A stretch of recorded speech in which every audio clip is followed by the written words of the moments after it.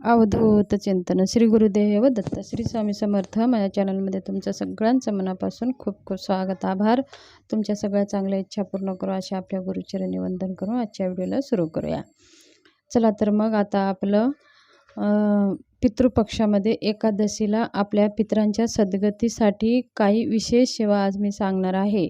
तुमचे कितीही दोष असू द्या, तुमचे कितीही पितृदोषाबद्दल त्रास असू द्या, किंवा तुम्हाला जर पितृदोषाची शांती करायला सांगितले असेल, किंवा जास्त खूप खर्च करून तुम्ही कोणतीही शांती करू नका.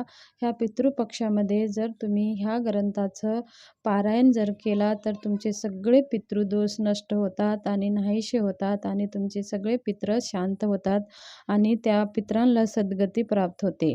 म्हणून आपण पितृपक्षामध्ये ह्या ग्रंथाचं पारायण दररोज करायला हवा. समजा तुम्हाला शक्य नसेल तर तुम्ही एकादशीला ह्या ग्रंथाचं पारायण कराल तर तुमचे सगळे पितृ शांत होतात. आणि हे बघा, भागवत पारायण, भागवत हिरी 700 श्लोकी भागवत पारायण जर तुम्ही दररोज आपल्या घरामध्ये वाचन केले, स्त्री किंवा पुरुष कोणीही केले तरी पण चालेल, कोणतेही पितृदोष आपले नाहीसे होतात. भागवत पारायण म्हणजे आपण पितरांचे देवता कोण आहेत? श्री भगवान विष्णू. विष्णूची सेवा आपण केली तर आपले पितृ सगळे संतुष्ट होतात. म्हणून आपण ह्या पितृ पंधरवाड्यामध्ये किती होईल, जेवढे होईल तेवढे आपण भागवत पारायण करायचे आहेत. आपण ह्या पितृ पंधरवाड्यामध्ये तुम्ही करत असाल किंवा करत नसाल, कोणतीही सेवा तुमच्याकडनं झाली नसेल तर एकादशीला तुम्ही हे भागवत पारायण आवर्जून करावा. आणि तसेच समजा आता तुम्हाला हा ग्रंथ वाचायला जर जमत नसेल किंवा तुमच्याकडे हा ग्रंथ नसेल तरी तुम्ही ऑनलाईन वाचू शकता. आणि तसेच गीतेचा 15वा अध्याय आपल्या पितृच्या सद्गतीसाठी, पितृसंतुष्टीसाठी आपण गीतेमधला 15वा अध्याय आवर्जून वाचावा. आणि दररोज वाचला तर अतिउत्तम. जर समजा तुम्हाला दररोज वाचायला जमत नसेल तर तुम्ही आता पितृपक्षामधली ही शेवटची एकादशी आहे सोमवारी, तर तुम्ही आवर्जून ह्या एकादशीला आपल्या पितरांच्या सद्गतीसाठी, त्यांच्या कृपा आशीर्वादासाठी भागवताचं एक पारायण आणि गीतेचा 15वा अध्याय आवर्जून वाचावा. आणि पितरांची सद्गती व्हावी आणि पितृसंतुष्ट व्हावे म्हणून आपण पितरांना विनंती करायचं आहे आणि भगवान विष्णूला प्रार्थना करायची आहे आणि आपले पितृ संतुष्ट होईल.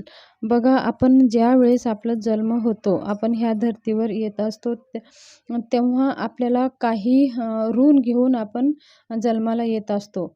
कोणकोणते आपले ऋण असतात? देव ऋण, ऋषी ऋण, पितृ ऋण, मनुष्य ऋण व भूत ऋण. हे 5 ऋणे सोबत घेऊनच आपण जन्माला येत असतो.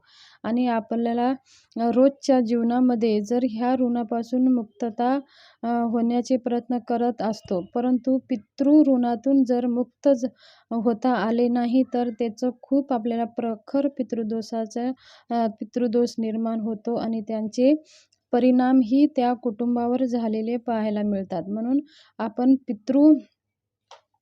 अशा प्रखर पितृदोषासाठी निवारण करण्यासाठी आपल्याला न खर्च करता आपण हे संक्षिप्त भागवताचे ग्रंथाचे जर पारायण केले तर आपले सगळे पितृ संतुष्ट होतात. आणि हे ग्रंथ मनोभावे वाचन मनन करणे खूप गरजेचं आहे. आणि हे पितृशांतीसाठी रामबाण उपाय आहे. असे आपल्या गुरुमाऊलींना आपल्याला वारंवार आदेश करतात की आपल्या पितृंच्या सद्गतीसाठी, पितृंच्या संतुष्टीसाठी आपल्याला हा ग्रंथ गुरुमाऊलींना आपल्याला दिलेला आहे. आपण खूप मोठा श्रीमद भागवत आहे, पण ते आपण पूर्ण वाचू शकत नाही एका दिवसामध्ये. ते 7000 श्लोकांचा ग्रंथ आहे. पण गुरुमाऊलीच्या आदेशाने ही 700 श्लोकी ग्रंथ आपल्याला आपल्या पितृंच्या सद्गतीसाठी आणि दररोज ह्या ग्रंथाचं वाचन करून आपण आपल्या पितृंना सद्गती व्हावी म्हणून आपण हा ग्रंथाचं पारायण करू शकतो. तसेच आपण ह्या ग्रंथाचं पारायण सकाळी किंवा संध्याकाळी ह्या वेळेमध्ये करू शकता. आणि हे पारायण आपण स्त्री पुरुष कोणीही करू शकतात. ह्या पितृपक्षामध्ये आपण संकल्प करून जर पारायण केले तर आपले पितरांना सद्गती मिळणार म्हणजे मिळणारच. आपले पितृ संतुष्ट होतात. आणि तसेच ह्या पितृपक्ष आता संपत आलेला आहे. 14 तारखेला सर्व पितृ अमावस्या आहे. तर तुम्ही जेवढे होईल तेवढे तुम्ही भागवत पारायण करू शकता आपल्या पितरांच्या सद्गतीसाठी, पितृसंतुष्टीसाठी. आपले पितृ संतुष्ट नसेल तर आपल्या कोणत्याही कार्यामध्ये खूप काही अडथळे येतात. म्हणून आधी आपण आपल्या पितरांना संतुष्ट व्हावे म्हणून आपण सगळी ही सेवा करायची आहे. आपले पितृ संतुष्ट नसेल तर आपल्याला कोणतेही कार्यामध्ये खूप अडथळे येतात. मुलांच्या शिक्षणामध्ये, व्यापारामध्ये, व्यवसायामध्ये आणि लग्न जमण्यामध्ये, संतान प्राप्तीमध्ये आणि घरामध्ये छोट्या-छोट्या कारणामध्ये सारखे वादविवाद होतात आणि घरामध्ये सारखे अपघात होतात आणि नुकसान होतं, कर्जबाजारी होतं आणि सगळ्या काही गोष्टी आपल्याला जाणवतात. ज्यांचे पितृ संतुष्ट नसतात त्यांच्या घरावरती पितरांची आवकृपा असते. म्हणून ह्या पितृ पंधरवड्यामध्ये पितरांची सद्गती व्हावी म्हणून आपण आवर्जून ह्या ग्रंथाचं पारायण करावा. आपले पितृ संतुष्ट होतील आणि आपल्या पितरांना सद्गती प्राप्त होईल. तसेच आपण ह्या पितृ पंधरवड्यामध्ये आता हे 5 ऋण आहेत आपल्या. ह्या ऋण फेडण्यासाठी आपण 5 महायज्ञ करायचे आहेत. 5 ऋण म्हणजे कोणते? मी मगाशी सांगितले तुम्हाला की प्रत्येक मनुष्य जन्म घेतो तेव्हा हे 5 ऋण घेऊनच येत असतो. देव ऋण आणि ऋषी ऋण, पितृ ऋण, मनुष्य ऋण आणि भूत ऋण. मग आपण हे 5 ऋण कसे फेडणार आपण? तर आपल्याला 5 महायज्ञ करायचं आहे. काही खर्च न करता, 1 रुपयाही सुद्धा आपल्याला खर्च करायचा नाही. सकाळी आपल्याला लवकर उठल्या आपल्या घरच्या स्त्रीनी किंवा पुरुषांनी कोणीही केलं तरी चालेल. एक छोटासा कागदाचा तुकडा घ्यायचा, 1 थेंब त्याच्यावरती तूप घ्यायचं आणि त्याला आग लावायचं. म्हणजे आपल्याला लावून ते एका पातेल्यात ठेवायचं आणि साईडला तिची जी रक्षा पडते ते साईडला एका झाडाला टाकून द्यायची. फक्त काहीच न करता हे आपलं देव ऋण झालं. आता ऋषी ऋण. ऋषी ऋण म्हणजे आपण जे गाईला घास देतो. गाईला जर घास दिलं, दररोज आपण जर गाईला घास दिलो तर आपले ऋषीचे जे काही ऋण आहेत त्या ऋणापासून आपण मुक्त होऊ शकता. पितृऋण. पितृऋण आपण दररोज आपण कावळ्याला जर घास दिला तर आपल्या पितरांच्या ऋणापासून आपण मुक्त होतो. आणि मनुष्य ऋण. मनुष्य ऋण म्हणजे आपण दररोज एका छोट्या मुलांना किंवा आपल्या घरामध्ये जे कोणी पाहुणे येतात त्यांना चहा पाणी करून पाठवायचं आणि दररोज एका छोट्या मुलांना एक चॉकलेट तरी द्यायचं. म्हणजे आपले मनुष्य ऋणापासून आपण मुक्त होतो. भूत ऋण. भूत ऋण म्हणजे आपण चिमूटभर साखर दररोज आपल्या घरच्या खिडकीच्या किंवा गॅलरीच्या खाली चिमूटभर साखर मुंग्याला घालायची. म्हणजे आपल्याला जे काही भूताचं ऋण आहे ते आपण ऋणापासून मुक्त होतो.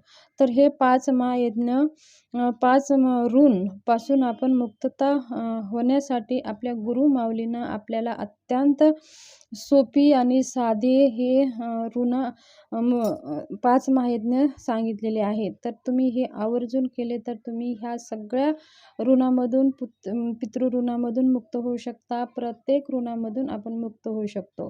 म्हणून आपण जो माणूस जन्माला येतो हे 5 ऋण आपण घेऊनच जन्माला येत असतो. म्हणून ह्या ऋणापासून मुक्त व्हायचं असेल तर आपल्याला हे काही खर्च न करता 5 महायज्ञ लगातार आपल्याला 6 महिने जर केले तर सगळ्या ऋणापासून आपल्याला मुक्तता होते आणि आपले पितृ संतुष्ट होतात आणि आपले सगळे कार्य मार्गी लागायला सुरुवात होतात आणि आपल्या घरामध्ये चांगल्या गोष्टी घडायला सुरुवात होतात. हे सगळे ऋणापासून आपण मुक्त झालो तर देव आणि गुरूंची आपल्यावर कृपा होत असते, भगवंताची आपल्यावर कृपा होत असते आणि सगळे कार्य आपले यशस्वीपणे पूर्ण होत असतात. तर हे पितृपक्षामध्ये अत्यंत प्रभावशाली सेवा आहे. तुम्ही करत असाल तर अतिउत्तम, करत नसाल तर तुम्ही माझा व्हिडिओ पाहत आहात तेव्हापासून ही सेवा करायला सुरुवात करा. तुमचं सगळं तुमच्या मनासारखं घडेल. तुम्हाला कधीही कशाचीही कमतरता पडणार नाही. ही छोटीशी माहिती तुमच्याशी मला शेअर करायची होती. जर माझी माहिती तुम्हाला आवडली असेल तर माझ्या चॅनलला सबस्क्राईब जरूर करा. Bell आयकॉनचं button